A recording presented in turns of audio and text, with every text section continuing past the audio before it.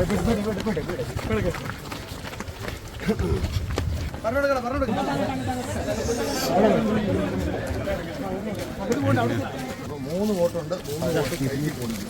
100% ഇവിടെ UDF-ന്റെ ഒരു തരംഗം കേരളമൊട്ടുമുണ്ട് എന്ന കാര്യത്തിൽ ഇവിടെ.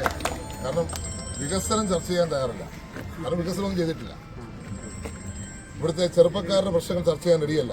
കാരണം ഇവിടുത്തെ ചെറുപ്പക്കാർക്ക് ജോലി കിട്ടാത്ത സാഹചര്യം, തൊഴിലില്ലായ്മയുടെ വളർച്ച, അതുപോലെ തന്നെയാണ് നമുക്കറിയാവുന്ന ശബരിമലയിലെ കൊള്ള, അത് നേതൃത്വം കൊടുത്ത സർക്കാർ കേരളത്തിലുണ്ട്. അങ്ങനെയുള്ളൊരു സർക്കാരിനെതിരെയുള്ള ജനവിധി ഉണ്ടാകും എന്നുള്ള കാര്യത്തിൽ യാതൊരു സംശയവുമില്ല. ഈ മലപ്പുറത്തിനോട് കാണിച്ചിട്ടുള്ള അവഗണന നമുക്ക് എല്ലാവർക്കും കൃത്യമായിട്ട് അറിയാവുന്ന കാര്യമാണ്. ഏത്